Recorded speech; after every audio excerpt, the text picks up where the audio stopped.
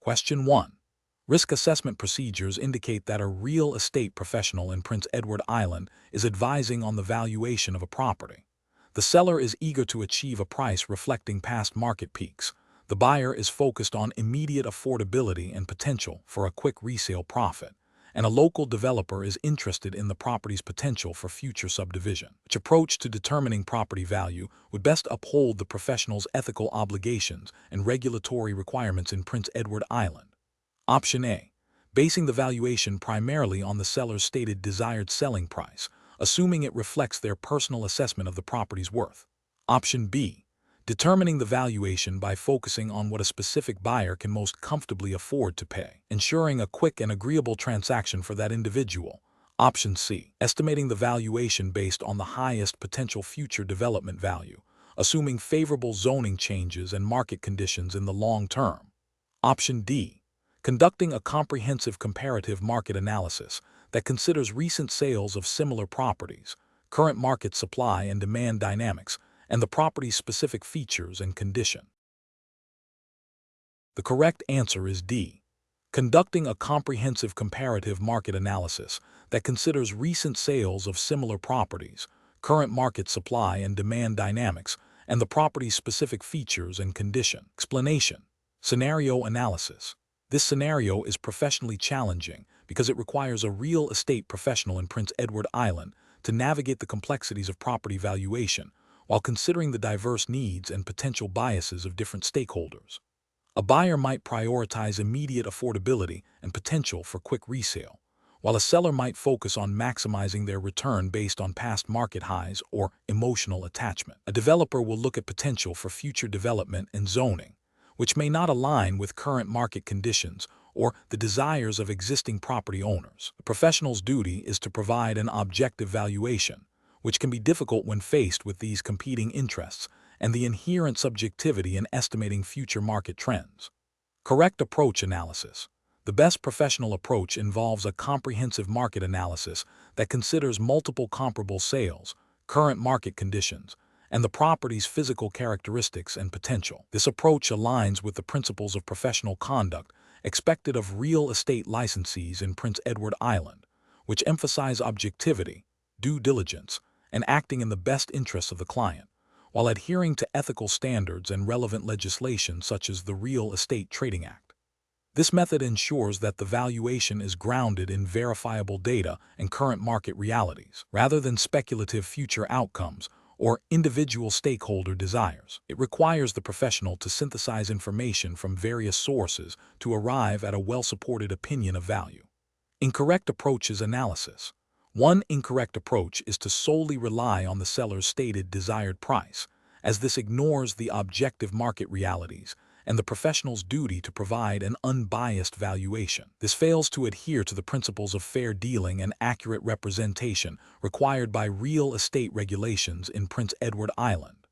Another incorrect approach is to focus exclusively on the highest potential future development value without considering current market demand, zoning restrictions, or the property's present condition. This speculative approach can lead to an inflated valuation that does not reflect the property's current market value and could mislead clients.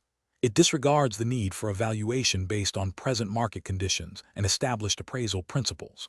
A third incorrect approach is to prioritize the buyer's immediate affordability concerns above all else, potentially undervaluing the property. While client needs are important, a valuation must be objective and reflect the property's true market worth, not just what a specific buyer can afford. This approach breaches the duty of professional competence and ethical conduct by failing to provide a fair and accurate assessment of value. Professional reasoning. Professionals in Prince Edward Island should employ a systematic valuation process that begins with understanding the purpose of the valuation and the client's needs. They must then gather relevant data, including recent comparable sales, market trends, and property-specific information. This data should be analyzed objectively to determine a range of values. The professional must then apply appropriate valuation methodologies, considering the property type and market conditions, to arrive at a well-supported opinion of value. Throughout this process, maintaining objectivity, adhering to ethical standards, and complying with Prince Edward Island real estate legislation are paramount. When faced with conflicting stakeholder interests, The professional's primary responsibility is to provide an accurate and unbiased valuation based on sound appraisal principles and market data. Question 2. Compliance review shows that a real estate professional in Prince Edward Island is advising a client on whether to sell their property in the current market. The professional has access to recent sales data, local economic indicators, and provincial housing market reports. The client is seeking guidance on the optimal time to list their property to maximize their return. Which of the following approaches best reflects professional and regulatory obligations in Prince Edward Island? Option A. Recommend that the client list their property immediately, asserting that the current market in Prince Edward Island is at its peak and any delay will result in a substantial loss of value. Option B. Advise the client that based on personal intuition and a feeling about upcoming economic shifts, it would be best to hold off selling for at least 6 months, as prices are likely to increase significantly in Prince Edward Island. Option C. Focus solely on the positive aspects of the current Prince Edward Island market, highlighting only recent sales that achieved high prices, and omitting any data that might suggest a slowdown or potential price decrease. Option D. Present the client with a comprehensive overview of current Prince Edward Island market conditions, including relevant sales comparables, inventory levels, interest rate trends, and local economic development news, explaining how these factors have historically influenced property values, and advising the client that the ultimate decision rests on their personal financial goals and risk tolerance. The correct answer is D. Present the client with a comprehensive overview of current Prince Edward Island market conditions, including relevant sales comparables, inventory levels, interest rate trends, and local economic development news, explaining how these factors have historically influenced property values, and advising the client that the ultimate decision rests on their personal financial goals and risk tolerance. Explanation: this scenario is professionally challenging because it requires a real estate professional to navigate the complexities of market fluctuations and their impact on client decisions, while adhering strictly to the regulatory framework of Prince Edward Island. The challenge lies in providing informed advice without making speculative predictions or engaging in practices that could be misconstrued as guarantees or undue influence. Careful judgment is required to balance market analysis with ethical obligations and provincial regulations. The correct approach involves a thorough, objective analysis of current and historical market data specific to Prince Edward Island, presented to the client in a neutral and informative manner. This includes discussing factors like interest rates, local economic development, inventory levels, and recent sales comparables. The professional's role is to empower the client with information to make their own informed decision, rather than guiding them towards a specific outcome. This aligns with the Prince Edward Island Real Estate Association's Code of Ethics, which emphasizes honesty, integrity, and the duty to serve the client's best interests through competent advice, without misrepresentation or misleading statements. The Real Estate Services Act of Prince Edward Island also mandates that registrants act with due care and diligence, providing services in a competent manner. An incorrect approach would be to offer a personal opinion on the future direction of the Prince Edward Island market, suggesting a guaranteed outcome for the client's investment. This constitutes speculative advice and could lead to misrepresentation, violating the professional's duty to provide factual and unbiased information. It also fails to acknowledge the inherent unpredictability of real estate markets. Another incorrect approach would be to downplay the current market conditions or to selectively present data that supports a particular narrative, such as encouraging immediate action based on a potentially misleading interpretation of trends. This selective presentation of information is a form of misrepresentation and fails to uphold the duty of full disclosure and honesty required by provincial regulations and ethical codes. A further incorrect approach would be to advise the client to delay their decision based on personal assumptions about future market shifts, without grounding this advice in objective, Prince Edward Island-specific market analysis. This moves beyond providing information to making a directive recommendation based on speculation, which can be detrimental to the client and breaches the professional's duty to act in their best interest based on current, verifiable data. The professional reasoning framework for such situations involves a commitment to continuous learning about the Prince Edward Island real estate market, understanding the economic factors influencing it, and consistently applying ethical principles and regulatory requirements. Professionals should prioritize objective data analysis, clear and honest communication, and empowering clients to make autonomous decisions based on comprehensive information. When faced with market uncertainty, the focus should always be on providing the client with the tools and knowledge to assess their own risk tolerance and investment goals within the context of the Prince Edward Island market. Question 3. Market research demonstrates that a real estate investor in Prince Edward Island is seeking to acquire a commercial property quickly and is considering two non-traditional financing options: a hard money loan from a private lender and seller financing. The investor has approached you, their real estate agent, for guidance on which option might be more suitable. Considering the regulatory framework and ethical obligations for real estate professionals in Prince Edward Island, which of the following represents the most appropriate course of action for you to take? Option A. Recommend a specific hard money lender you have worked with previously, highlighting their competitive rates and quick approval process, and assure the investor that their terms are standard for this type of financing. Option B. Thoroughly explain the general characteristics, potential benefits, and significant risks associated with both hard money loans and seller financing to the investor, and strongly advise them to seek independent legal and financial advice before making any decisions. Option C.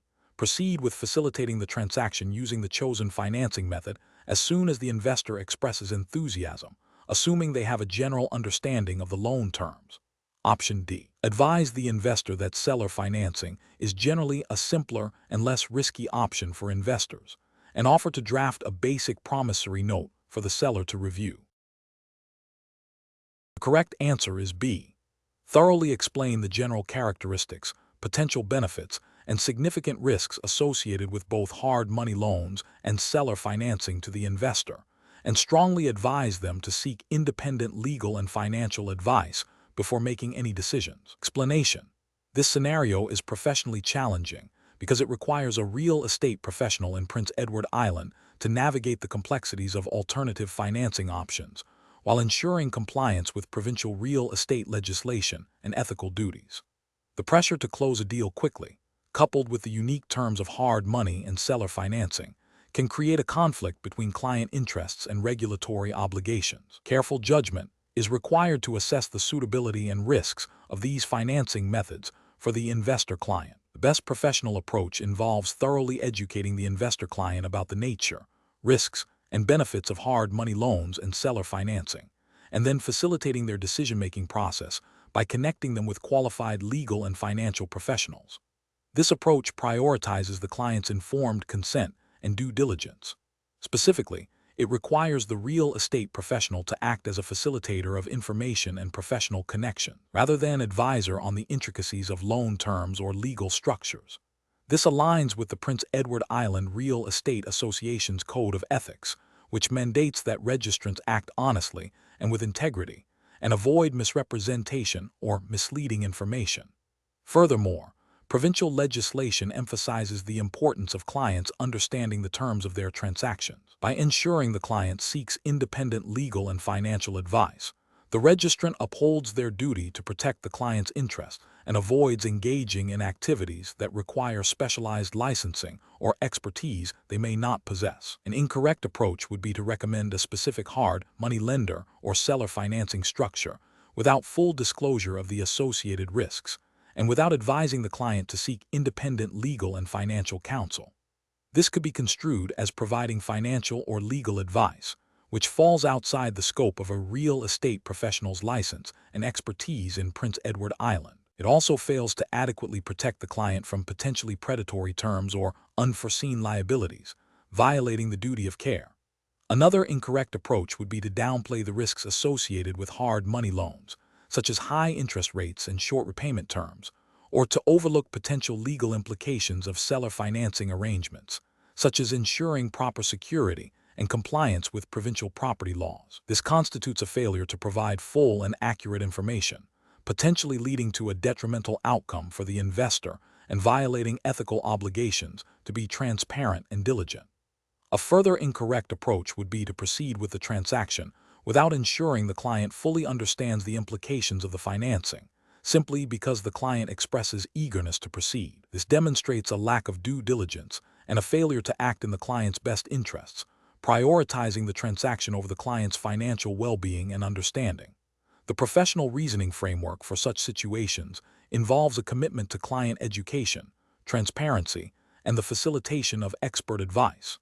Real estate professionals in Prince Edward Island must understand their limitations and obligations. In dealing with non-traditional financing, the process should involve 1. Identifying the client's financing needs and understanding the basic concepts of the proposed options. 2. Clearly explaining the general characteristics and potential risks of hard money loans and seller financing to the client. 3. Strongly advising the client to consult with independent legal counsel and a qualified financial advisor to review all loan documents, understand the terms, and assess the financial implications. 4. Facilitating connections to these professionals if requested by the client. 5. Ensuring all communications and advice remain within the bounds of real estate brokerage services, avoiding any actions that could be interpreted as providing financial or legal advice. Question 4. Market research demonstrates that a significant number of real estate professionals in Prince Edward Island face challenges in maintaining their licensing status due to evolving regulatory requirements. A newly licensed real estate salesperson in Charlottetown, PA, is nearing the end of their first licensing period and is unsure about the exact steps required to renew their license. They recall attending a few industry seminars during their initial licensing year, but are uncertain if these fulfill the ongoing educational obligations mandated by the Prince Edward Island Real Estate Act. What is the most prudent course of action for this salesperson to ensure their license remains valid for the next licensing period? Option A. Assume that the seminars attended during the initial licensing year are sufficient for renewal, as licensing bodies typically allow a grace period for new licensees. Option B. Rely on the advice of a more experienced colleague who suggests that informal networking events often count towards continuing education credits in Prince Edward Island. Option C. Focus on completing any available online courses that appear relevant to real estate without verifying their accreditation with the Real Estate Association of Prince Edward Island to accumulate the necessary hours. Option D. Proactively contact the Real Estate Association of Prince Edward Island to confirm the specific continuing education requirements, including the number of hours, approved course providers, and deadlines for the upcoming renewal period, and ensure all attended seminars meet these criteria. The correct answer is D. Proactively contact the Real Estate Association of Prince Edward Island to confirm the specific continuing education requirements, including the number of hours, approved course providers, and deadlines for the upcoming renewal period, and ensure all attended seminars meet these criteria. Explanation.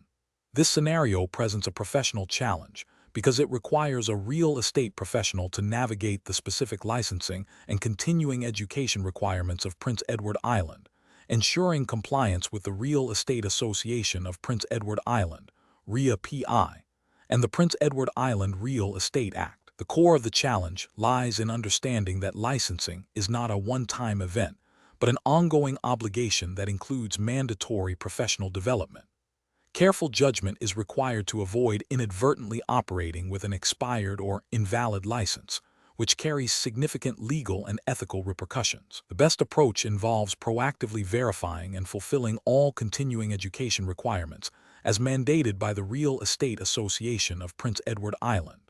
This means understanding the specific number of hours, the types of approved courses, and the deadlines for completion as outlined in the Prince Edward Island Real Estate Act and REA-PI's regulations. By diligently tracking these requirements and completing them within the stipulated time frame, the licensee ensures their license remains active and they are up to date with industry best practices and legal changes. This proactive stance is ethically sound as it prioritizes client protection and professional integrity by ensuring the licensee is qualified to practice. An incorrect approach would be to assume that once a license is initially obtained, it remains valid indefinitely without further action, neglecting the continuing education obligations. This failure to adhere to the Prince Edward Island Real Estate Act's continuing education provisions would result in an expired license, rendering the individual unable to legally conduct real estate transactions in Prince Edward Island. This is a direct violation of regulatory requirements and demonstrates a lack of professional responsibility, potentially exposing clients to unqualified representation. Another incorrect approach would be to complete continuing education hours, but only those that are easily accessible or perceived as less demanding, without ensuring they meet the specific approval criteria set by the Real Estate Association of Prince Edward Island. While hours may be logged, if they are not from accredited or approved providers or do not cover the mandated topics, they will not satisfy the requirements of the Prince Edward Island Real Estate Act. This can lead to the license being deemed inactive or invalid upon renewal, as the regulatory body will not recognize the completed education. This approach demonstrates a superficial understanding of compliance, prioritizing quantity over the quality and relevance of education required for competent practice. A final incorrect approach would be to rely on informal advice from colleagues about continuing education requirements without consulting the official regulations of the Real Estate Association of Prince Edward Island or the Prince Edward Island Real Estate Act. While peer advice can be helpful, it is not a substitute for understanding the precise legal and regulatory obligations. Misinterpreting or misapplying informal advice can lead to noncompliance, similar to the other incorrect approaches, and can result in disciplinary action or the inability to renew a license.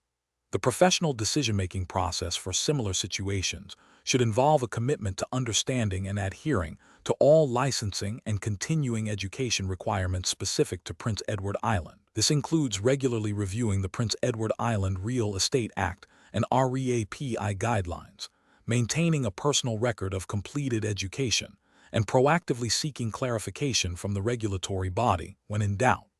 Prioritizing compliance ensures ethical practice and protects both the professional's career and the interests of their clients. Question 5. The control framework reveals that a property in Charlottetown, Prince Edward Island, is located adjacent to a former industrial site that operated for several decades. The seller has owned the property for only 5 years and states they are unaware of any past environmental issues.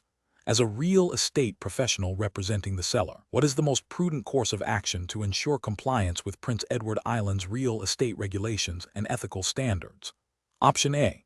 Recommend that the seller not mention the adjacent former industrial site to avoid deterring potential buyers. Option B. Advise the seller to simply state in the listing agreement and disclosure statement that they are unaware of any environmental issues. Option C. Inform potential buyers that environmental due diligence is entirely their responsibility, and the seller has no obligation to investigate. Option D. Advise the seller to obtain a Phase I environmental site assessment, ESSA, to investigate potential contamination and disclose the findings to potential buyers. The correct answer is D. Advise the seller to obtain a Phase I environmental site assessment, ESSA, to investigate potential contamination and disclose the findings to potential buyers. Explanation.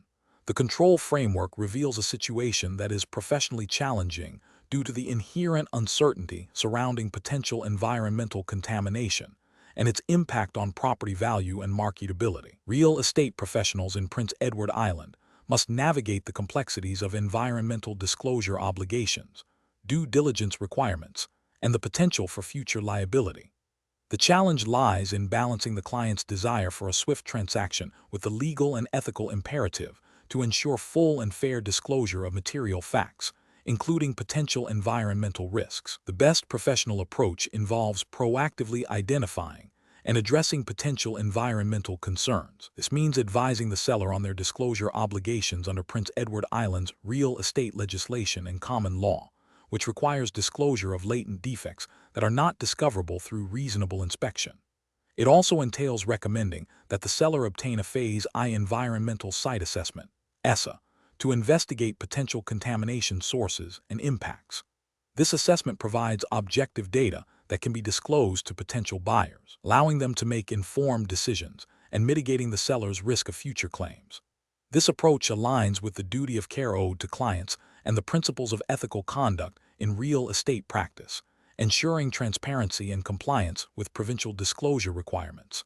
An incorrect approach would be to advise the seller to simply disclose that they are unaware of any environmental issues without conducting any investigation. This passive stance fails to meet the obligation to disclose known or reasonably discoverable latent defects. If contamination exists and is later discovered by the buyer, the seller could be held liable for misrepresentation or failure to disclose material facts, potentially leading to rescission of the sale or damages. Another incorrect approach is to suggest that the buyer is solely responsible for all environmental due diligence and that the seller has no obligation to investigate or disclose. While buyers are expected to conduct their own due diligence, sellers have an affirmative duty to disclose known material latent defects. Shifting all responsibility to the buyer ignores the seller's legal and ethical obligations and can lead to disputes and legal challenges. Finally, advising the seller to conceal known environmental issues or to downplay their significance is a severe ethical and legal breach. This constitutes fraudulent misrepresentation and can result in significant legal penalties, professional sanctions, and irreparable damage to the real estate professional's reputation. Professionals should adopt a proactive and transparent approach. This involves understanding provincial disclosure laws, advising clients on their obligations, recommending appropriate due diligence measures such as environmental assessments, and ensuring all material information is disclosed to potential buyers.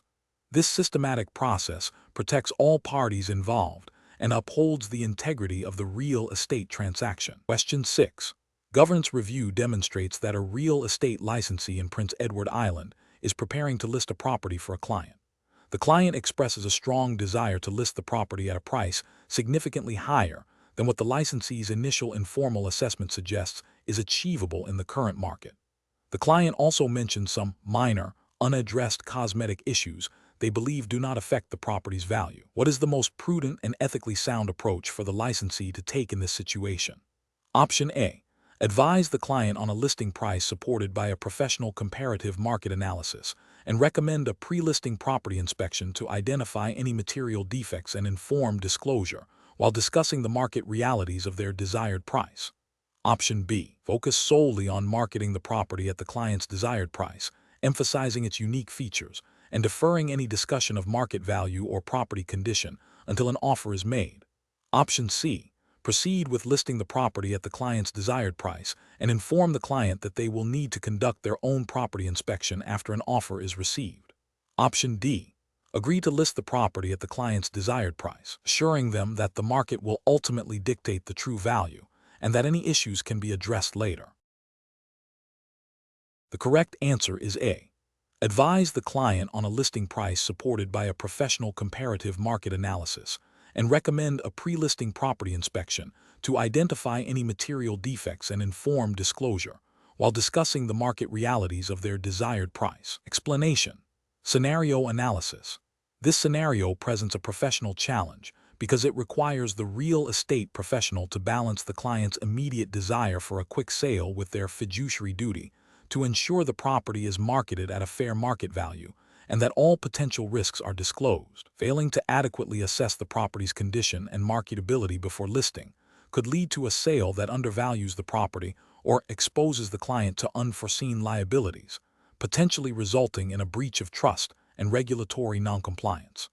Prince Edward Island's Real Estate Trading Act and its associated regulations mandate a high standard of care and disclosure. Correct approach analysis.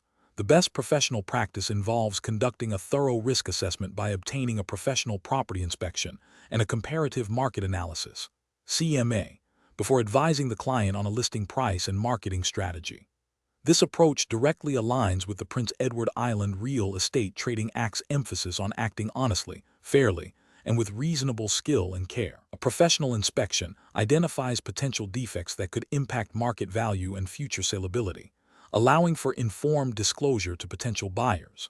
A CMA provides an objective basis for determining a fair market price, preventing the property from being listed too high, deterring buyers, or too low, undervaluing the client's asset. This proactive approach mitigates risks for both the seller and the buyer, and upholds the licensee's duty to represent the client's best interests. Incorrect approaches analysis. Advising the client to list the property at their desired price without any independent verification of market value or property condition is professionally negligent. This approach ignores the licensee's obligation under the Prince Edward Island Real Estate Trading Act to provide competent advice and could lead to the property being significantly overpriced or underpriced, causing financial harm to the client. It also fails to identify potential disclosure issues that could arise from undisclosed defects. Proceeding with the listing based solely on the client's emotional attachment to a specific price, without considering objective market data or potential property issues, is also a failure. This approach prioritizes the client's subjective desire over the licensee's professional responsibility to ensure a sound transaction. It bypasses essential due diligence required by the Real Estate Trading Act and could result in a protracted listing period or a sale below market value. Recommending that the client undertake a property inspection only after receiving an offer and then disclosing any findings at that late stage is a significant ethical and regulatory lapse. This approach delays the identification of material facts that should be known to potential buyers from the outset of marketing. It contravenes the spirit of full and fair disclosure mandated by Prince Edward Island real estate regulations and could lead to the collapse of an accepted offer or legal challenges. Professional reasoning. Professionals should adopt a systematic risk assessment framework. This begins with understanding the client's objectives and then layering in objective data. For real estate transactions in Prince Edward Island, this means always starting with a comprehensive understanding of the property's condition and its place within the current market. This involves engaging with qualified professionals, inspectors, appraisers, and utilizing market data to inform advice.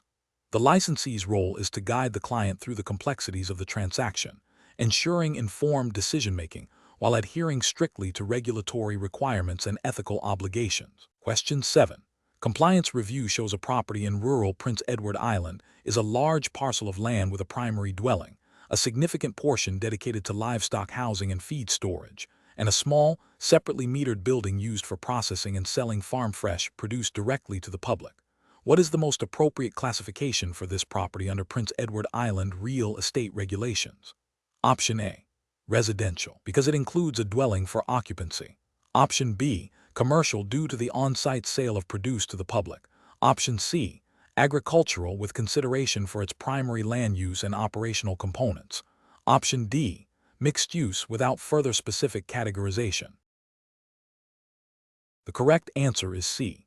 Agricultural with consideration for its primary land use and operational components. Explanation. Scenario analysis.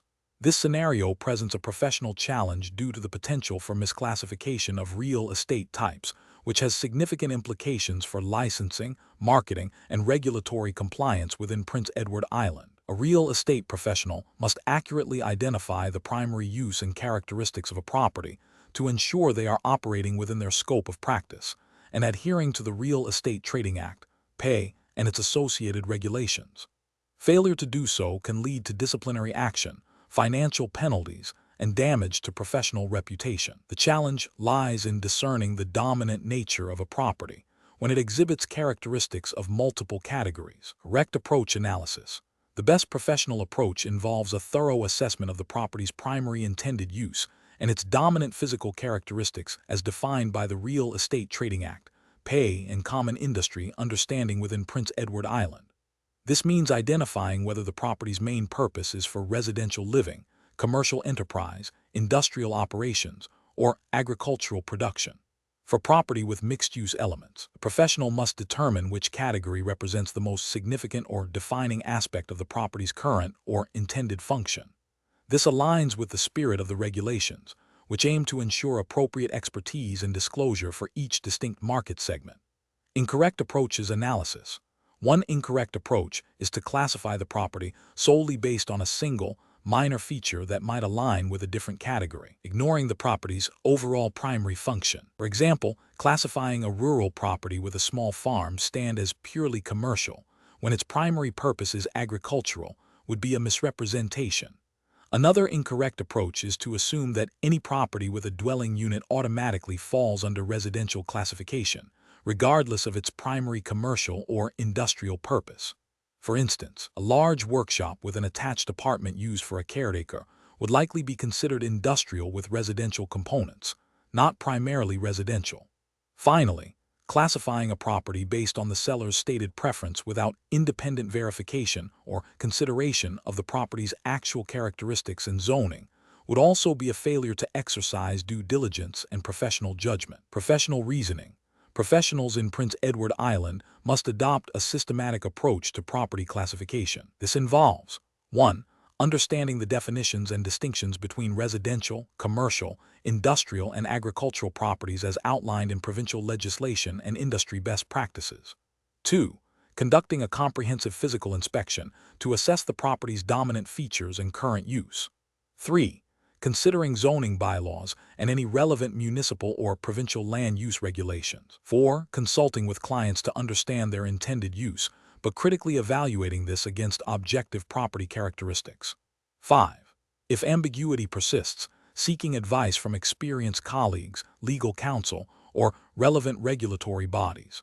The ultimate goal is accurate representation and compliance, protecting both the client and the integrity of the real estate profession. Question 8. Analysis of a situation in Prince Edward Island, where a seller instructs their real estate agent to only show their family home to prospective buyers without young children, stating they want a quiet neighborhood atmosphere. What is the most appropriate and legally compliant course of action for the real estate agent? Option A. Advise the seller that they can vet potential buyers based on their perceived lifestyle to ensure a good fit for the neighborhood, which may indirectly achieve their goal of excluding families with young children. Option B. Refuse to list the property if the seller insists on their discriminatory preference, without first attempting to educate them on the legal implications. Option C. Agree to the seller's request and subtly steer families with young children away from viewing the property by emphasizing other aspects of the neighborhood that might be less appealing to them.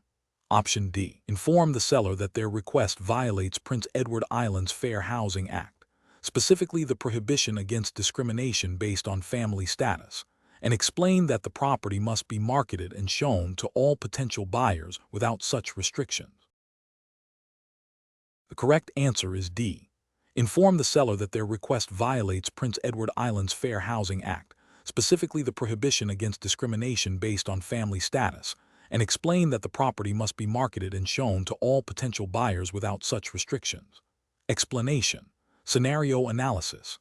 This scenario presents a common but ethically fraught challenge for real estate professionals in Prince Edward Island. The challenge lies in balancing a seller's stated preferences with the legal and ethical obligations under Prince Edward Island's Fair Housing Act. A real estate agent must navigate the potential for subtle discrimination, even when a seller claims their preference is not based on prohibited grounds. The agent's professional reputation and the integrity of the real estate market depend on their ability to uphold anti-discrimination laws. Correct approach analysis. The best professional approach involves clearly and unequivocally informing the seller that their request to exclude potential buyers based on their family status is a violation of Prince Edward Island's Fair Housing Act.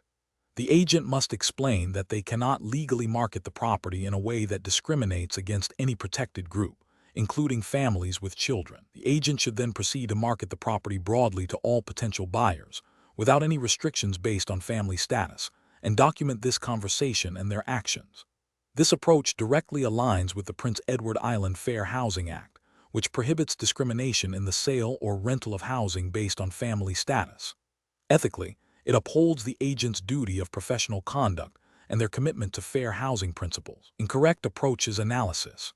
Refusing to represent the seller if they do not comply with the discriminatory request, without first attempting to educate them on the law and their obligations, could be seen as an overreach if the agent has not first clearly communicated the legal requirements. However, if the seller insists on proceeding with the discriminatory request after being fully informed, then refusing to participate in the illegal activity is the only ethical and legal recourse.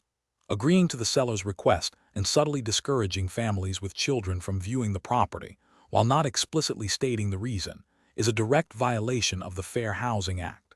This constitutes indirect discrimination and is professionally unacceptable. The agent would be complicit in the seller's illegal discriminatory practice.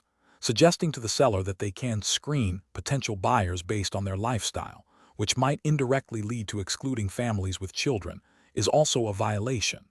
This is a form of veiled discrimination and undermines the spirit and letter of the Fair Housing Act. The agent is facilitating the seller's discriminatory intent. Professional reasoning. When faced with a seller's discriminatory request, a real estate professional in Prince Edward Island must prioritize legal compliance and ethical conduct. The decision-making process should involve 1. understanding the specific prohibitions of the Prince Edward Island Fair Housing Act regarding protected grounds, including family status. 2. Clearly communicating these legal obligations to the seller, explaining why their request is unlawful. 3. Offering to market the property in a non-discriminatory manner. 4. If the seller insists on proceeding with discrimination, the agent must refuse to participate and consider withdrawing from the listing to avoid complicity in illegal activity. Documentation of all communications and actions is crucial. Question 9. The review process indicates that a prospective buyer in Charlottetown, Prince Edward Island, is interested in a property and has expressed a desire to operate a small home-based business that involves occasional client visits. The real estate professional is aware that zoning bylaws can be complex and vary by district within Charlottetown. What is the most prudent course of action for the real estate professional to ensure the buyer's intended use aligns with current zoning regulations? Option A. Advise the buyer to contact the City of Charlottetown's Planning Department directly to confirm the specific zoning bylaws applicable to the property and whether their intended home-based business is a permitted use. Option B. Interpret the zoning map and bylaws based on their general understanding and inform the buyer whether the proposed business is likely to comply. Option C. Assure the buyer that most home-based businesses are generally permitted in residential zones and that any minor issues can be addressed after the sale is complete. Option D. Rely on the seller's previous use of the property for a similar, though not identical, home-based activity as an indicator that the buyer's proposed business will be acceptable. The correct answer is A. Advise the buyer to contact the City of Charlottetown's Planning Department directly to confirm the specific zoning bylaws applicable to the property and whether their intended home-based business is a permitted use. Explanation. The review process indicates a common challenge in real estate transactions involving zoning and land use, balancing a client's desired use with existing municipal regulations. This scenario is professionally challenging because it requires the real estate professional to act as an informed intermediary, not just a facilitator of a sale, but also as a guide who ensures compliance with Prince Edward Island's planning and development framework. Misinterpreting or ignoring zoning bylaws can lead to significant legal and financial repercussions for the buyer, seller, and the agent. Careful judgment is required to navigate the complexities of local land use policies and to advise clients appropriately without overstepping professional boundaries. The best approach involves proactively identifying potential zoning conflicts and advising the client to seek official confirmation from the relevant municipal authority. This approach is correct because it prioritizes due diligence and client protection within the bounds of provincial and municipal land use legislation in Prince Edward Island. Specifically, the Planning Act, Prince Edward Island, and associated municipal zoning bylaws govern land use. By recommending the client consult directly with the local planning department, the agent ensures that the client receives accurate, official information regarding the property's permitted uses and any potential restrictions or requirements for future development. This aligns with the ethical duty of care and the professional obligation to ensure clients are fully informed about material facts affecting their property decisions, including zoning. An incorrect approach would be to assume that a previous use of the property or a casual conversation with a neighbor accurately reflects current zoning bylaws. This is professionally unacceptable because it relies on hearsay and outdated information, which may not be legally binding or reflective of current regulations. The Planning Act mandates adherence to official zoning bylaws, and reliance on informal advice can lead to a buyer making a purchase based on incorrect assumptions, resulting in a violation of Prince Edward Island's land use regulations. Another incorrect approach is to dismiss the client's concerns about zoning as a minor issue that can be resolved after the sale. This is professionally unacceptable, as it fails to address a material fact that could significantly impact the buyer's intended use and enjoyment of the property. Zoning bylaws are fundamental to land use and development, and failing to investigate them thoroughly before closing can lead to significant legal disputes and financial losses for the buyer, potentially exposing the agent to liability for professional negligence. Finally, an incorrect approach would be to provide a definitive interpretation of the zoning bylaws without being a qualified planning professional or having explicit authorization from the municipality to do so. This is professionally unacceptable because it constitutes providing legal or planning advice, which falls outside the scope of a real estate agent's license and expertise. Misinterpreting the bylaws could lead the client to make decisions based on flawed information, violating the principle of acting within one's professional competence, and potentially contravening the spirit and letter of Prince Edward Island's land use legislation. Professionals should adopt a decision-making framework that begins with understanding the client's objectives for the property. This should be followed by a thorough review of available property information, including any existing zoning documentation. If there is any ambiguity, or if the client's intended use might be affected by zoning, the professional's role is to facilitate the client's access to official information and expert advice from the relevant municipal planning department. The professional should clearly communicate the limitations of their role and emphasize the importance of obtaining official confirmation from the municipality. Question 10. Performance analysis shows a potential discrepancy between the registered property boundaries and the physical fence line on a property located in Charlottetown, Prince Edward Island. The seller has provided informal measurements indicating the fence is the boundary, but a review of the property's abstract shows a registered survey from 1975. The buyer is concerned about the exact extent of their property rights. If the cost of a new, up-to-date survey is $2,500, and the potential for a boundary dispute could lead to legal fees estimated at $10,000, what is the most prudent financial and legal approach for the buyer, considering the potential costs and the importance of clear property rights in Prince Edward Island? Option A. Recommend the buyer rely on the seller's informal measurements and the 1975 survey, assuming the fence line represents the true boundary to avoid the immediate survey cost. Option B. Suggest the buyer proceed with the purchase and address any potential boundary issues if they arise in the future, hoping to avoid future legal expenses. Option C. Advise the buyer to accept the property as is based on the fence line, and if a dispute arises, seek legal counsel at that time, deferring the survey cost. Option D. Advise the buyer to obtain a new, up-to-date survey to definitively establish the property boundaries and protect their investment, even though it incurs an immediate cost. The correct answer is D. Advise the buyer to obtain a new, up-to-date survey to definitively establish the property boundaries and protect their investment, even though it incurs an immediate cost. Explanation. Scenario analysis. This scenario presents a common challenge in Prince Edward Island real estate where a property's legal description and its actual physical boundaries may not perfectly align due to historical survey discrepancies or encroachments. The professional challenge lies in accurately advising the client on their property rights and potential liabilities, ensuring compliance with Prince Edward Island's land registration and property law, and preventing future disputes. Misinterpreting or misrepresenting property rights can lead to significant legal and financial consequences for both the buyer and the real estate professional. Correct approach analysis. The best professional practice involves a thorough review of the property's registered title, including any registered surveys and easements, and comparing this with the physical evidence on the ground. This approach prioritizes accuracy and transparency. Specifically, the real estate professional should advise the client to obtain a new survey if there is any doubt about boundary accuracy or if the existing survey is outdated. This aligns with the principles of due diligence and the duty of care owed to clients under Prince Edward Island's real estate regulations, which emphasize providing accurate information and protecting client interests.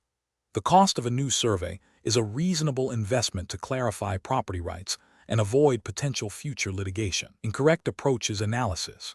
Advising the client to rely solely on the seller's informal measurements or to assume the fence line represents the legal boundary is professionally unacceptable. This fails to acknowledge the legal definition of property boundaries as established by registered surveys and title documents.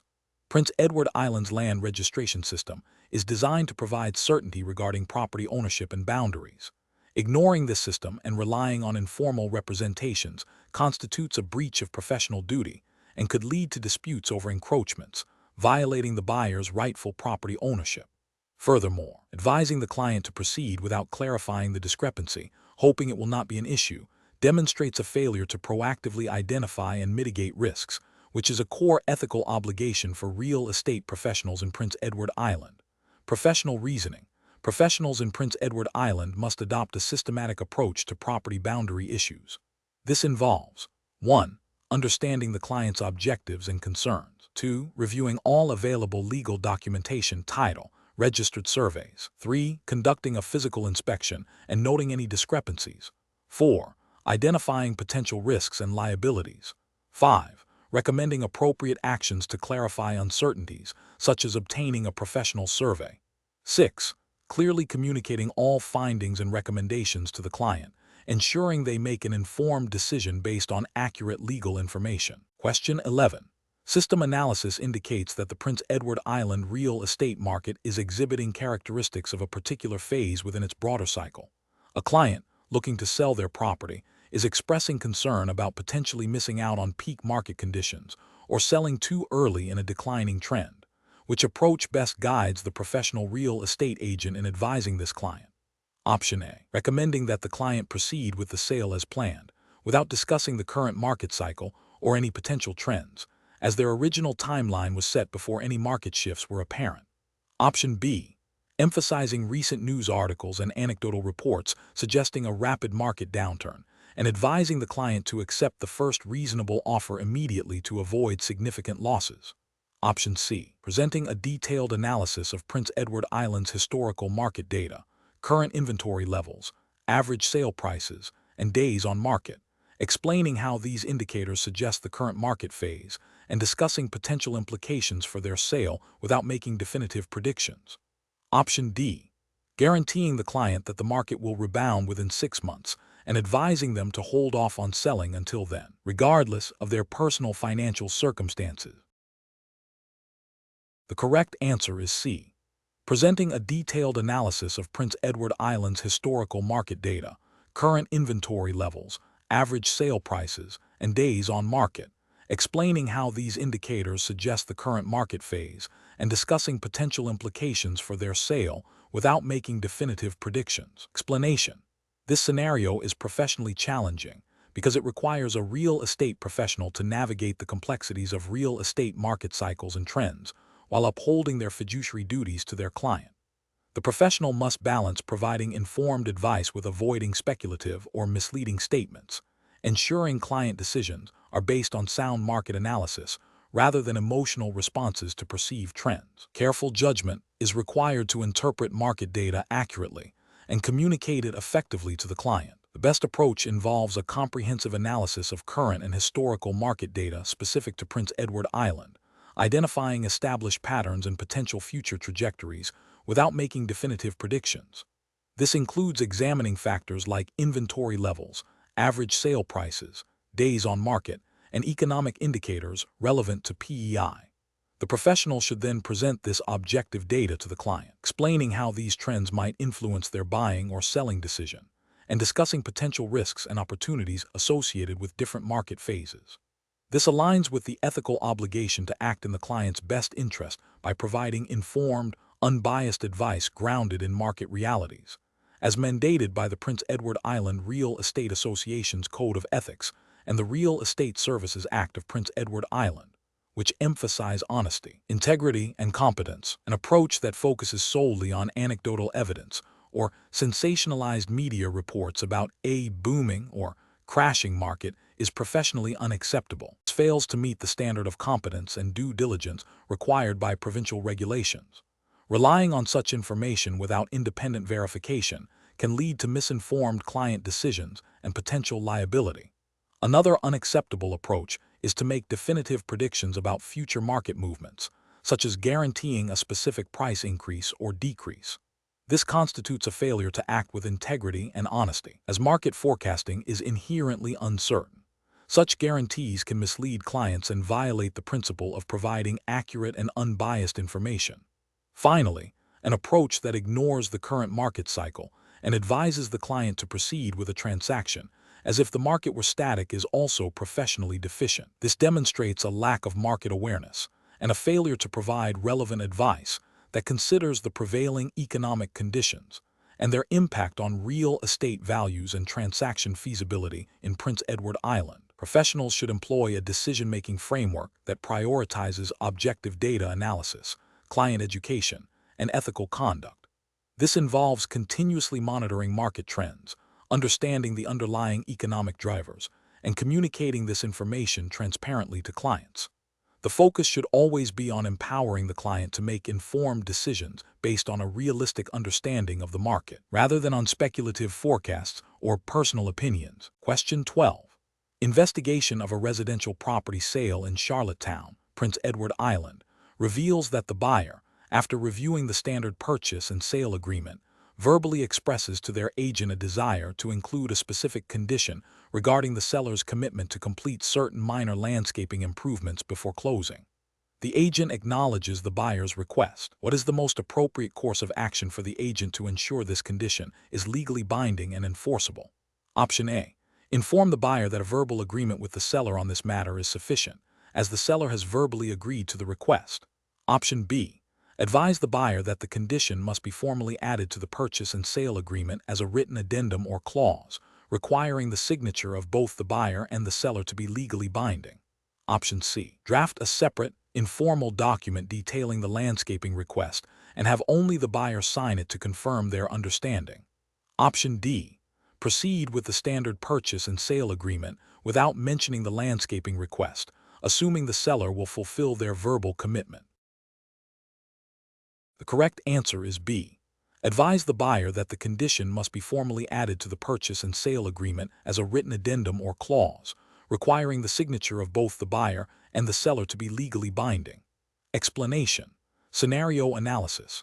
This scenario presents a common challenge in real estate transactions, where a buyer expresses a desire to include a non-standard term in a standard contract. The professional challenge lies in balancing the client's wishes with the legal requirements for contract enforceability, and the agent's duty of care and professional conduct under Prince Edward Island real estate regulations.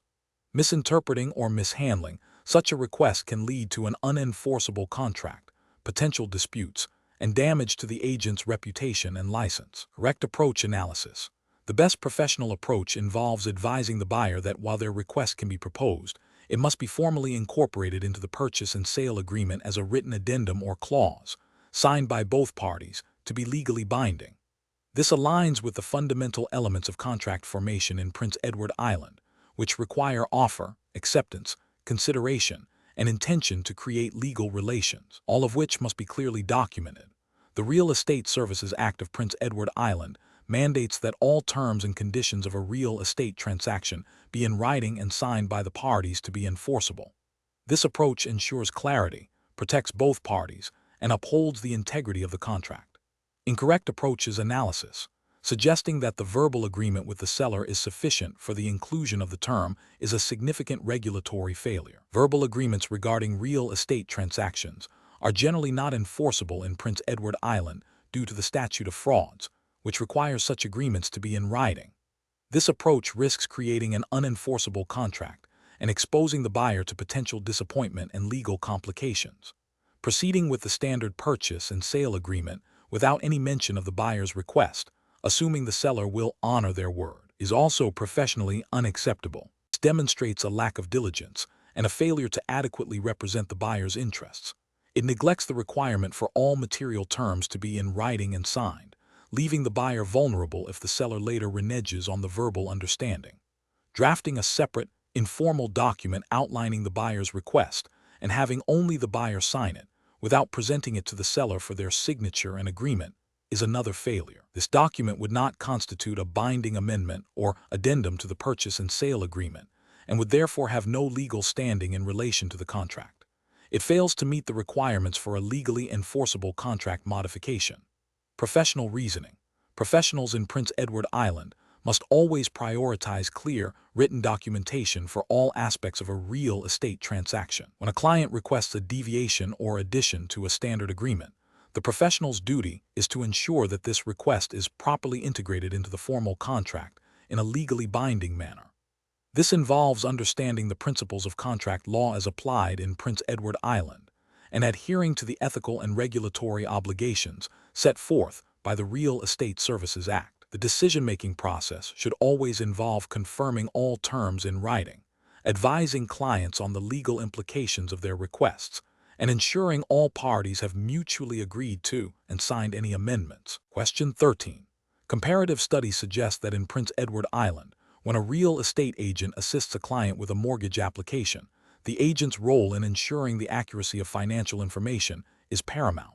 If a client expresses a desire to slightly increase their stated income on the application to improve their borrowing capacity, which of the following actions best upholds regulatory compliance and professional ethics? Option A. The agent submits the mortgage application with the client's stated income, assuming the client is being truthful and that minor adjustments are common practice. Option B. The agent advises the client that rounding up their income slightly on the application is a common strategy to secure better mortgage terms. Option C.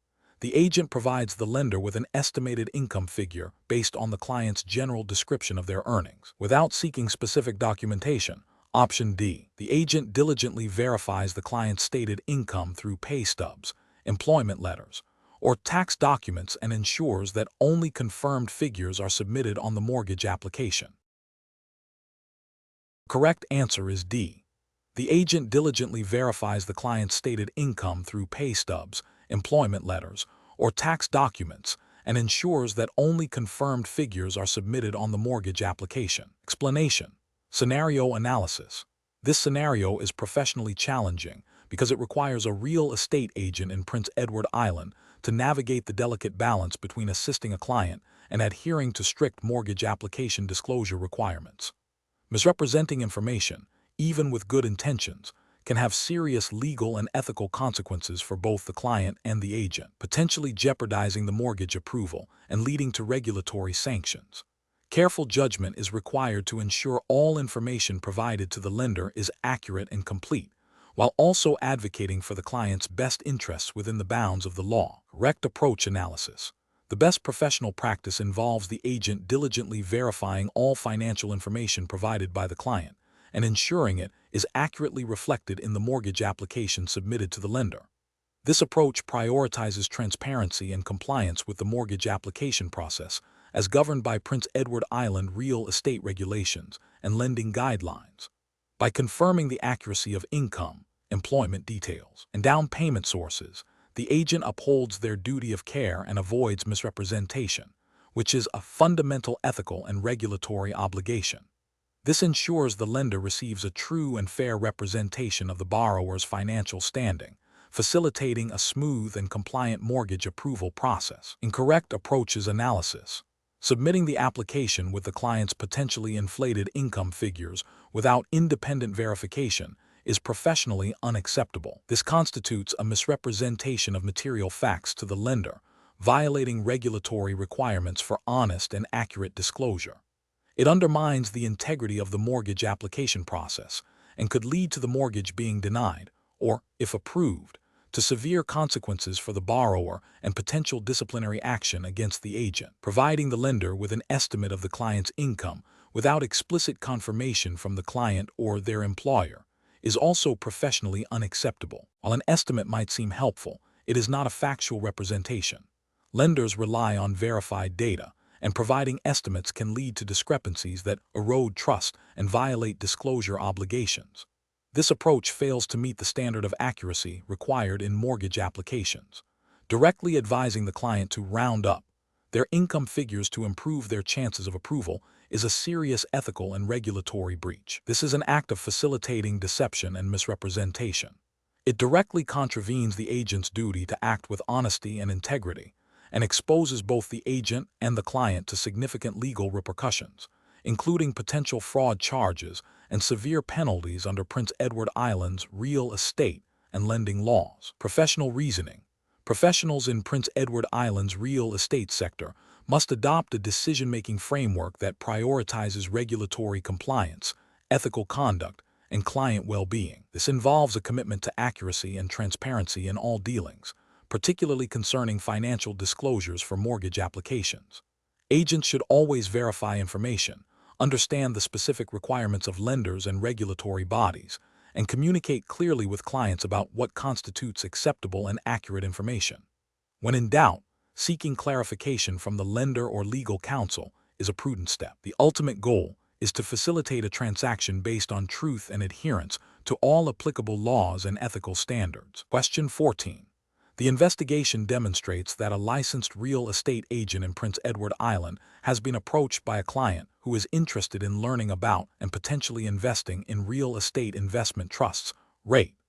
The agent has a strong understanding of the local real estate market, but limited knowledge of securities regulations. Which of the following actions best demonstrates compliance with Prince Edward Island's real estate and securities regulatory framework? Option A. Suggests specific REIT that the agent believes are performing well based on recent market trends and news articles. Option B. Inform the client that as a licensed real estate agent in Prince Edward Island, they are not authorized to provide advice on securities investments like REIT and recommend the client consult with a licensed financial advisor or securities dealer. Option C. Refer the client to a mortgage broker, explaining that they might have insights into real estate-related investment vehicles. Option D. Provide the client with general information about what REIT are and how they function in the real estate market, based on publicly available research. Correct answer is B.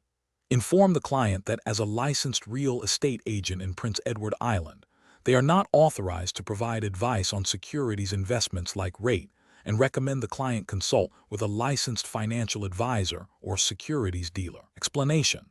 The investigation demonstrates a scenario where a real estate agent in Prince Edward Island is approached by a client interested in investing in real estate investment trusts, REIT. This situation is professionally challenging because while REIT are a form of real estate investment, they are primarily traded as securities. The agent's licensing and regulatory obligations in Prince Edward Island are specific to real estate brokerage and do not extend to providing advice on securities investments. Misinterpreting the scope of their license could lead to serious regulatory breaches and harm to the client. The correct approach involves recognizing the limitations of the real estate license and advising the client accordingly. This means clearly stating that the agent is not licensed to provide advice on securities, including REIT. The agent should then recommend that the client consult with a licensed securities advisor or financial planner who can offer appropriate guidance on REIT investments. This approach is correct because it adheres strictly to the regulatory framework governing real estate agents in Prince Edward Island, as outlined by the Prince Edward Island Real Estate Association, PERIA, and provincial legislation. It prioritizes client protection by ensuring they receive advice from a qualified professional within the appropriate regulatory domain, thereby avoiding any unauthorized practice of securities dealing. An incorrect approach would be to proceed with providing general information about REIT, even without offering specific investment recommendations. While seemingly helpful, this crosses the line into providing advice related to securities, which falls outside the scope of a real estate license. This constitutes a regulatory failure, as it involves engaging in activities for which the agent is not licensed, potentially misleading the client into believing they are receiving comprehensive investment advice from a qualified source. Another incorrect approach would be to suggest specific REIT based on general market knowledge or research. This is a direct violation of securities regulations and the agent's real estate license. The agent would be acting as an unlicensed securities dealer, exposing themselves and the client to significant legal and financial risks. This approach fails to acknowledge the distinct regulatory bodies and licensing requirements for real estate versus securities. Finally, an incorrect approach would be to refer the client to a mortgage broker for information on REIT. Mortgage brokers are licensed to facilitate real estate financing and do not possess the licensing or expertise to advise on securities investments like REIT. This referral is inappropriate and demonstrates a misunderstanding of the different professional and regulatory landscapes involved, potentially leading the client to receive unqualified advice. Professionals should employ a decision-making framework that begins with clearly understanding the scope of their license and regulatory obligations. When faced with a client inquiry that extends beyond this scope, the professional must err on the side of caution, clearly communicate their limitations, and direct the client to the appropriate licensed professionals. This ensures ethical conduct, regulatory compliance, and ultimately, the best interests of the client. Question 15. Assessment of a real estate agent's responsibilities in Prince Edward Island when a client requests a course of action that appears to be detrimental to their own interests, specifically concerning the listing price of their property. Option A. The agent should refuse to list the property at the requested price and insist on a price the agent believes is more appropriate, without further discussion. Option B. The agent should thoroughly discuss the potential negative consequences of the requested listing price, explain market realities, and document the client's final decision and instructions. Option C. The agent should immediately list the property at the price requested by the client, prioritizing client satisfaction above all else. Option D. The agent should subtly steer the client towards a higher listing price that would result in a larger commission for the agent, even if it means delaying the sale. The correct answer is B. The agent should thoroughly discuss the potential negative consequences of the requested listing price, explain market realities, and document the client's final decision and instructions. Explanation.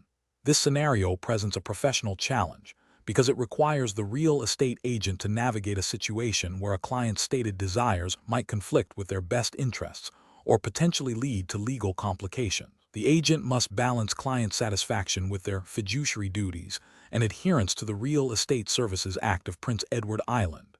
Careful judgment is required to ensure all actions are ethical, legal, and in the client's best interest, while also protecting the brokerage from liability. The best professional approach involves the agent thoroughly explaining the implications of the client's request, including potential market disadvantages and legal considerations, while still respecting the client's ultimate decision-making authority. This approach prioritizes informed consent and client education. The agent should document this discussion and the client's final instructions. This aligns with the agent's duty of care and loyalty under Prince Edward Island real estate law, which mandates acting honestly and in the best interest of the client, while also ensuring the client understands the risks associated with their instructions. An approach where the agent immediately proceeds with the client's potentially detrimental request without adequate explanation or exploration of alternatives fails to uphold the duty of care. This could lead to the client making an uninformed decision, potentially resulting in financial loss or legal issues, for which the agent and brokerage could be held responsible. It neglects the agent's obligation to provide expert advice and ensure the client's understanding.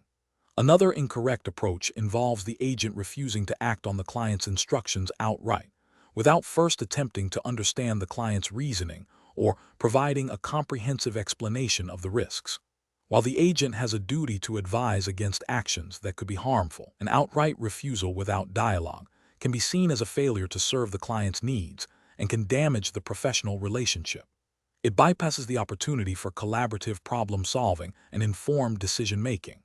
Finally, an approach where the agent attempts to persuade the client to accept a different course of action that benefits the agent more directly, rather than focusing solely on the client's stated goals and best interests, is unethical and a breach of fiduciary duty. This prioritizes the agent's gain over the client's welfare, violating the core principles of agency law in Prince Edward Island. Professionals should employ a decision-making framework that begins with understanding the client's objectives.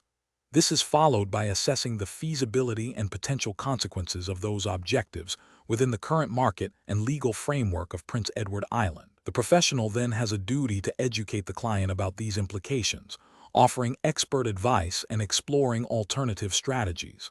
The client's informed decision, documented appropriately, is paramount. Question 16. Quality control measures reveal that a real estate professional in Prince Edward Island is advising a seller who wants their property to receive the widest possible market exposure and is concerned about potentially missing out on a buyer if the property isn't advertised extensively. The seller is also keen to ensure they only pay a commission if a sale is successfully completed through the efforts of a real estate professional, which approach best aligns with the seller's stated objectives and Prince Edward Island's regulatory framework for listing agreements. Option A. Propose an exclusive agency listing agreement, explaining that it allows the seller to find a buyer themselves without owing a commission, which might appeal to their desire to avoid paying commission if they are the direct cause of the sale. Option B. Recommend an exclusive right to sell listing agreement, emphasizing that it incentivizes the brokerage to market the property broadly to secure a sale, thereby ensuring the seller's desire for maximum exposure is met, and commission is paid only upon a successful sale facilitated by the brokerage or a cooperating broker. Option C. Suggest an open listing, highlighting that multiple brokers can market the property simultaneously, potentially increasing exposure. And that commission is only paid to the broker who brings the buyer. Option D. Advise the seller that a verbal listing agreement is sufficient as long as both parties understand the terms, as this offers flexibility and avoids the formality of a written contract. Correct answer is B. Recommend an exclusive right to sell listing agreement, emphasizing that it incentivizes the brokerage to market the property broadly to secure a sale, thereby ensuring the seller's desire for maximum exposure is met, and commission is paid only upon a successful sale facilitated by the brokerage or a cooperating broker. Explanation. Scenario analysis. This scenario presents a professional challenge because it requires the real estate professional to balance the seller's desire for maximum exposure with the legal and ethical obligations outlined in Prince Edward Island's real estate regulations. Misinterpreting or misapplying the terms of a listing agreement can lead to disputes, financial repercussions, and damage to the professional's reputation and license. Careful judgment is required to ensure the chosen listing agreement accurately reflects the seller's intentions while adhering to provincial law. Correct approach analysis. The best professional practice involves clearly understanding the seller's objectives and recommending the listing agreement that best aligns with those objectives, while ensuring compliance with Prince Edward Island's Real Estate Trading Act and its associated regulations. An exclusive right to sell agreement is often the most appropriate choice when a seller wants to ensure they pay a commission regardless of who procures the buyer, as it incentivizes the listing brokerage to invest maximum effort and resources into marketing the property. This approach is correct because it provides the seller with the broadest possible marketing reach and the brokerage with the strongest incentive to sell, thereby fulfilling the fiduciary duty to the seller to achieve the best possible outcome. It also aligns with the principle of clear contractual terms, minimizing ambiguity. Incorrect approach is analysis. Recommending an exclusive agency agreement when the seller explicitly stated they wanted the property marketed widely and were concerned about missing potential buyers would be an ethical failure. This agreement only guarantees commission if the listing broker or a cooperating broker finds the buyer, leaving the seller exposed to finding a buyer themselves and potentially owing no commission, which contradicts the goal of maximum exposure and incentivizes the listing broker to limit their marketing efforts to avoid this scenario. Suggesting an open listing without a thorough discussion of its significant drawbacks, such as the potential for multiple brokers to expend resources without guaranteed compensation and the increased risk of disputes over who procured the buyer, would be professionally negligent. This could lead to confusion and potential legal challenges, failing to protect the seller's interests adequately. Proposing a verbal agreement for a listing is a direct contravention of Prince Edward Island's Real Estate Trading Act, which mandates that all listing agreements be in writing and clearly outline the terms and conditions of the agreement, including commission. This failure to adhere to statutory requirements is a serious regulatory breach. Professional reasoning. Professionals should always begin by actively listening to and understanding the seller's specific goals and concerns. This involves asking clarifying questions about their desired level of marketing exposure, their willingness to work with other brokerages, and their understanding of commission structures. Once the seller's objectives are clear, the professional should then explain the different types of listing agreements available under Prince Edward Island law, detailing the implications of each in terms of marketing, commission obligations, and the rights and responsibilities of both the seller and the brokerage. The professional's role is to guide the seller towards the agreement that best meets their stated needs, while ensuring full compliance with regulatory requirements and ethical standards, prioritizing transparency and informed consent. Question 17. Regulatory review indicates that a real estate brokerage in Prince Edward Island has been approached by a seller to list their property. Subsequently, a buyer, who is already a client of the same brokerage, expresses interest in purchasing that specific property. What is the most appropriate course of action for the brokerage to ensure compliance with Prince Edward Island's real estate regulations and ethical standards? Option A. Proceed with representing the seller and negotiate directly with the buyer, assuming the buyer understands the brokerage's primary loyalty is to the seller. Option B. Immediately terminate the brokerage relationship with the seller and then exclusively represent the buyer in the transaction. Option C. Inform both the seller and the buyer of the potential dual agency situation, explain the implications and limitations of this representation, and obtain written, informed consent from both parties, before proceeding with the transaction as a dual agent. Option D. Act as a neutral intermediary without formally disclosing dual agency or obtaining specific consent, believing this will facilitate the transaction smoothly.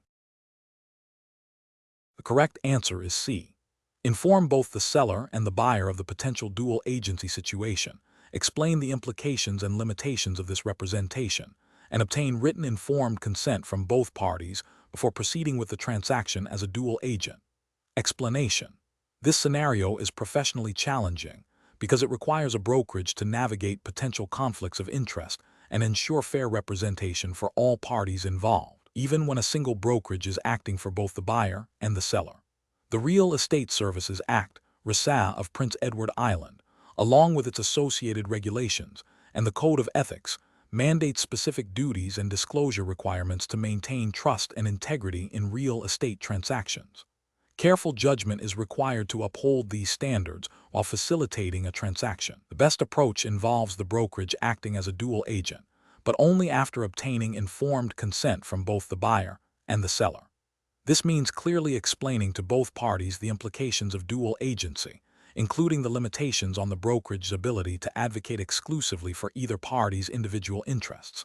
The brokerage must then proceed with strict adherence to disclosure obligations, ensuring both parties are aware of material facts, and that the brokerage acts impartially, facilitating the transaction without favoring one party over the other.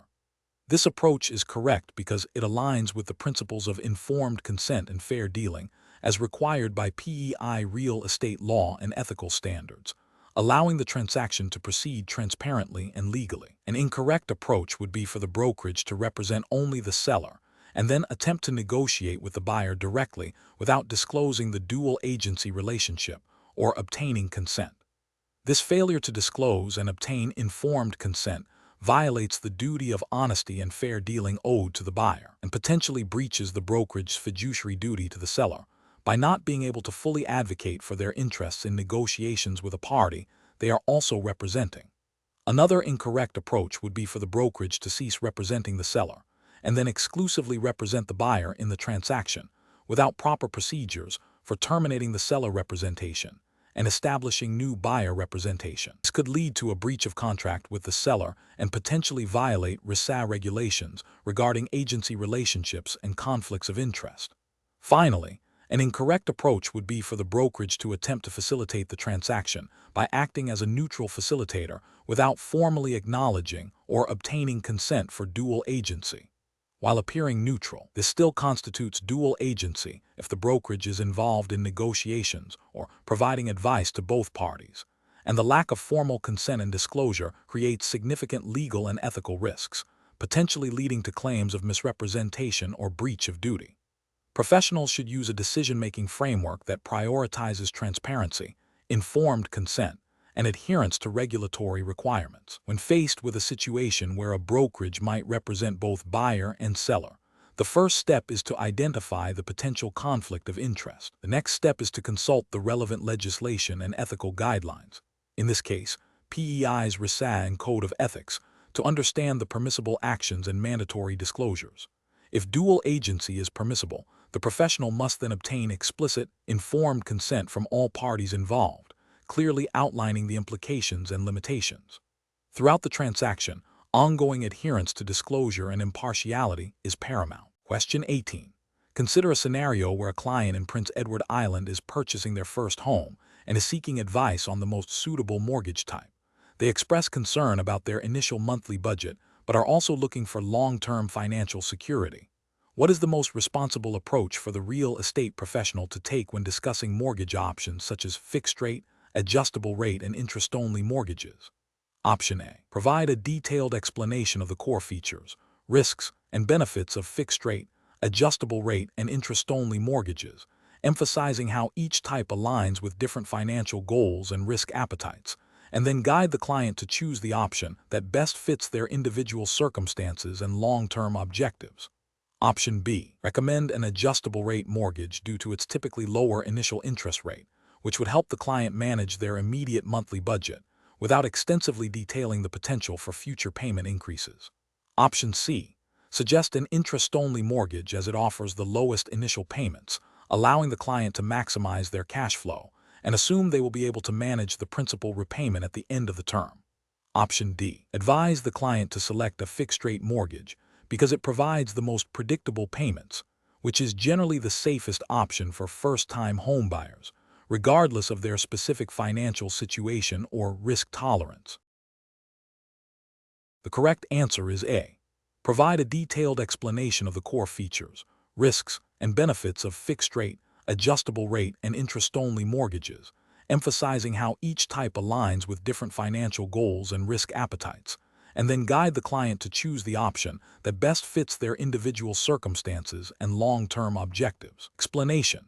This scenario is professionally challenging because it requires the real estate professional to act as a trusted advisor, balancing the client's immediate financial concerns with the long-term implications of mortgage choices. Prince Edward Island's mortgage regulations and ethical guidelines for real estate professionals emphasize the importance of informed consent and acting in the client's best interest. The professional must ensure the client fully understands the risks and benefits of each mortgage type, not just the perceived immediate advantage. The correct approach involves thoroughly explaining the fundamental differences between fixed-rate, adjustable-rate, and interest-only mortgages, focusing on how each type impacts the borrower's long-term financial stability and risk exposure within the Prince Edward Island context. This includes detailing how interest rate fluctuations affect payments on adjustable-rate mortgages, the principal repayment structure of fixed-rate mortgages, and the repayment of principal at the end of the term for interest-only mortgages. The professional must then guide the client to select the mortgage type that best aligns with their financial situation, risk tolerance, and future plans, ensuring the client makes an informed decision based on a comprehensive understanding of the product's characteristics and potential consequences. This aligns with the Prince Edward Island Real Estate Association's Code of Ethics, which mandates honesty, integrity, and the duty to protect and promote the best interests of the client. An incorrect approach would be to solely focus on the initial lower payment of an adjustable-rate mortgage without adequately explaining the potential for future payment increases and the associated risks, especially in a fluctuating interest rate environment. This fails to uphold the duty of full disclosure and could lead to the client experiencing financial hardship later, violating ethical obligations. Another incorrect approach would be to recommend an interest-only mortgage simply because it offers lower initial payments, without thoroughly assessing the client's ability to manage the balloon payment at the end of the term or their long-term financial capacity to repay the principal. This overlooks the significant risk of default if the client cannot meet the final obligation. Recommending a mortgage type based on the professional's personal preference or a perceived quick sale without considering the client's specific needs and circumstances is also a failure to act in the client's best interest. Professional decision-making in such situations requires a client-centric approach. Professionals should begin by actively listening to and understanding the client's financial goals, risk tolerance, and future plans. They should then provide clear, unbiased, and comprehensive information about all relevant mortgage options, using plain language and avoiding jargon. The professional's role is to educate and empower the client to make an informed decision, not to make the decision for them. This involves discussing the potential long-term implications of each choice, including payment stability, interest rate risk, and repayment strategies, all within the framework of Prince Edward Island's real estate and lending practices. Question 19. Upon reviewing potential investment properties in Prince Edward Island, an investor is considering two distinct financing avenues: securing a hard money loan or arranging seller financing.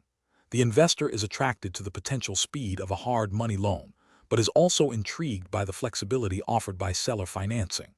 Considering the regulatory environment and ethical considerations for real estate transactions in Prince Edward Island, which approach best balances the investor's needs with responsible and compliant practice? Option A. Prioritize obtaining a hard money loan due to its perceived speed, without extensive due diligence on the lender or the specific loan covenants, assuming the property's future value will cover the repayment. Option B. Thoroughly investigate and negotiate the terms of a seller financing agreement, ensuring it is clearly documented and reviewed by legal counsel to align with the investor's financial capacity and the property's value. Option C. Accept the seller's initial seller financing proposal without seeking independent legal advice, trusting the seller's representation of the terms. Option D. Focus on securing the seller financing that offers the lowest initial down payment, even if it means accepting repayment terms that are difficult to manage within the investor's projected cash flow. The correct answer is B. Thoroughly investigate and negotiate the terms of a seller financing agreement, ensuring it is clearly documented and reviewed by legal counsel to align with the investor's financial capacity and the property's value. Explanation: this scenario is professionally challenging because it requires the investor to navigate complex financing options while adhering to the specific regulations of Prince Edward Island real estate. The investor must balance their desire for quick access to capital with the legal and ethical obligations to all parties involved, particularly the seller.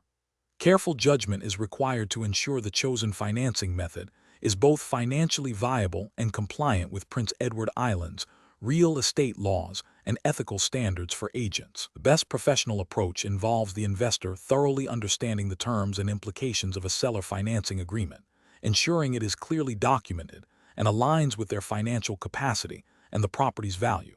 This approach is correct because it prioritizes a transparent and legally sound transaction. Prince Edward Island real estate regulations emphasize fair dealing and full disclosure. A well-structured seller financing agreement, reviewed by legal counsel, protects both the buyer and seller, minimizes future disputes, and ensures compliance with provincial disclosure requirements. It demonstrates due diligence and a commitment to a legitimate transaction. An approach that focuses solely on the speed and flexibility of a hard money loan without fully investigating the lender's reputation or the loan's terms presents significant regulatory and ethical risks. Hard money loans often come with very high interest rates and short repayment periods, which can lead to financial distress for the investor if the property does not generate the expected returns quickly. Failing to conduct thorough due diligence on the lender and the loan terms could violate principles of prudent financial management and potentially expose the investor to predatory lending practices, which, while not always explicitly legislated in detail for private loans, fall under broader ethical obligations to act responsibly and avoid undue risk. Another unacceptable approach is to accept a seller financing offer without seeking independent legal advice. While the seller may present terms that seem favorable, provincial real estate law requires that all parties understand their obligations. Proceeding without legal counsel could lead to overlooking critical clauses, misinterpreting terms, or agreeing to conditions that are not in the investor's best interest or are not legally enforceable in Prince Edward Island. This failure to seek professional advice is an ethical lapse and a potential regulatory breach concerning due diligence. Finally, an approach that involves pressuring the seller into accepting a seller financing arrangement that is clearly beyond the investor's repayment capacity is ethically unsound and could lead to future legal complications. Prince Edward Island real estate professionals are expected to act with integrity and avoid misrepresentation or undue influence. Such pressure tactics undermine the principle of a fair and voluntary agreement. Professionals should employ a decision-making framework that begins with a clear understanding of their investment goals and risk tolerance. This should be followed by comprehensive research into all available financing options, including their associated costs, risks, and regulatory implications within Prince Edward Island. Crucially, seeking independent legal and financial advice before committing to any financing agreement is paramount. This ensures that the chosen path is not only financially beneficial, but also legally compliant and ethically sound, protecting all parties involved. Question 20. When evaluating a residential lease agreement in Prince Edward Island that stipulates rent increases are tied to the Prince Edward Island Consumer Price Index, CPI, and the current annual rent is $18,000 with the lease commencing on January 1, 2022. If the PEI CPI was $115,000 at the lease commencement and has risen to $126,500 by January 1, 2024, what is the new annual rent effective January 1, 2024, assuming the increase is applied annually based on the CPI change from the previous year? Option A. The new annual rent is $19,620,000. Option B. The new annual rent is $19,710,000. Option C. The new annual rent is $18,900,000. Option D. The new annual rent is $19,800,000. The correct answer is B. The new annual rent is $19,710,000. Explanation. Scenario analysis. This scenario presents a common challenge for real estate professionals in Prince Edward Island, PA, involving the interpretation and application of lease terms, specifically concerning rent escalation clauses and the calculation of additional rent. The challenge lies in accurately applying the agreed-upon formula to determine the tenant's increased financial obligation, while ensuring compliance with the Residential Tenancies Act of Prince Edward Island and the specific terms of the lease agreement. Misinterpretation can lead to disputes, financial losses for either party, and potential breaches of contract or regulatory violations. Correct approach analysis. The best professional practice involves a precise, step-by-step calculation of the additional rent based on the lease's defined escalation method. This approach correctly applies the Consumer Price Index, CPI, for Prince Edward Island as the basis for the increase. The calculation begins by determining the percentage change in the CPI from the commencement date of the lease to the date the rent increase becomes effective. This percentage is then applied to the current annual rent to determine the amount of the increase.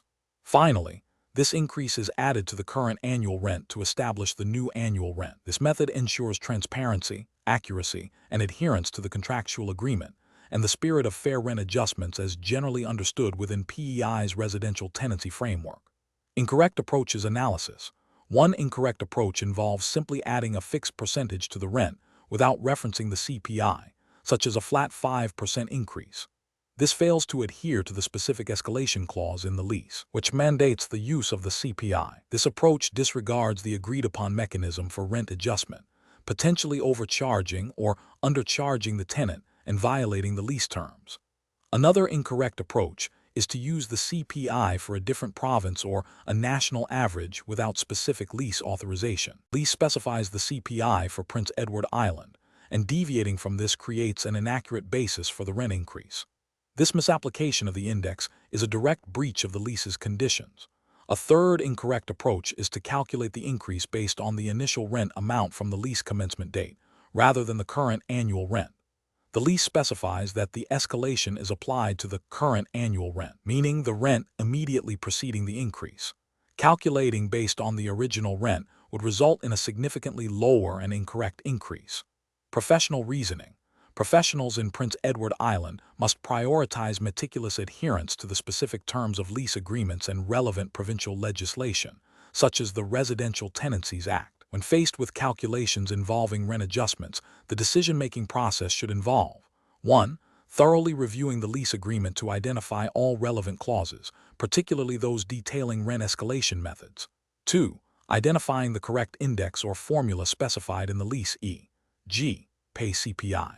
3. Obtaining the accurate data for the specified index for the relevant periods. 4. Performing the calculation precisely as outlined in the lease. 5. Communicating the calculation and the resulting new rent clearly and transparently to the tenant, providing supporting documentation if necessary. In cases of ambiguity, seeking clarification from legal counsel or the Residential Tenancy Commission of PEI is advisable.